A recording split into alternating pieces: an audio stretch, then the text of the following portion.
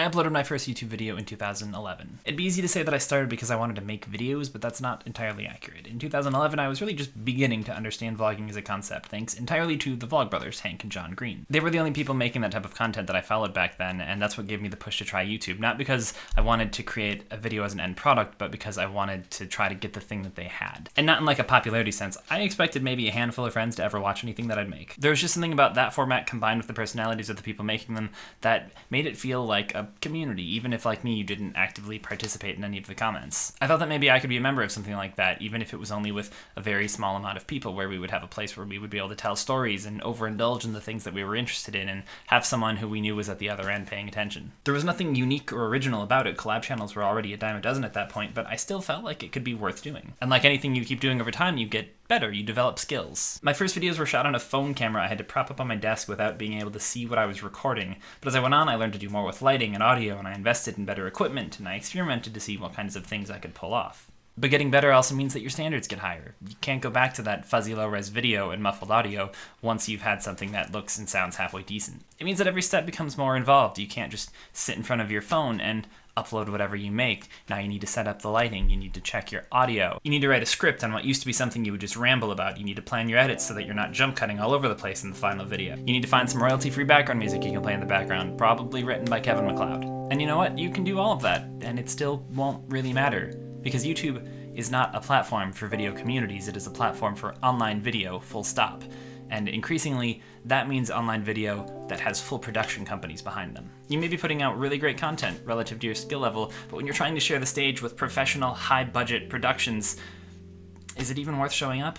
If you asked me if it was worth starting a YouTube channel now, with so many established voices on a platform that increasingly cares less and less about its users, I'd still say yes, because I believe that the value in creating something is in creating it, not getting millions of views. Except that's a lie. It's been over a year since the last time I recorded a video, and while time and energy are certainly factors in that, the biggest reason is that I just haven't cared.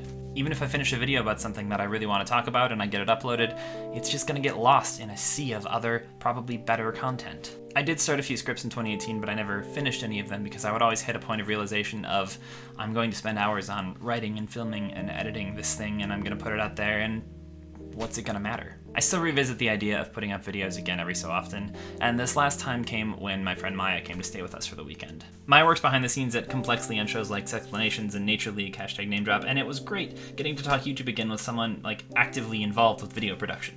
Maya and I were both a part of We Are St. Elmo's Fire, our collab channel on post-college life, and even though we were drawn to YouTube for different reasons, Maya always had an interest in film where video production was something I kind of stumbled into. I think it was really that community and spirit of collaboration that we liked most about it. It was what kept us going in our own small community, and it did get me thinking again if this was something that I wanted to revisit. And then I watched the most recent video from Austin McConnell, who, by the way, I recommend following, where he said this. Frankly, the lazy, cash-in, over-the-top cynicism and faux outrage-driven stuff being pumped out by a lot of people today has become so uninteresting and monotonous that I find myself numb to all of it. Everyone's always upset about something on social media or in the entertainment realm trashing the latest blockbuster release, but the noise of anonymous internet mobs has yet to ever inspire anything great out of me. And focusing on making videos this next year to counteract that is at least something worth pursuing.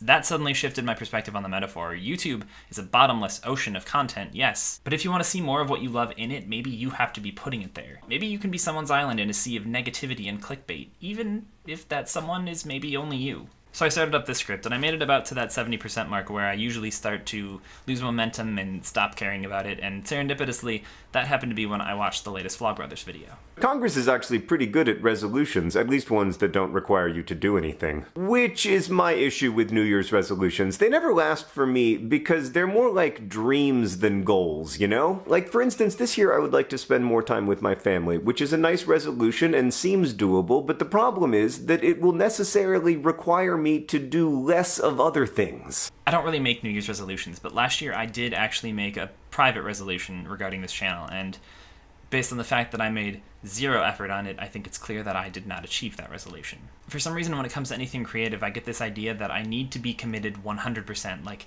if I make one video, I need to make 100 videos. Like, it needs to become a thing I will always spend my time on.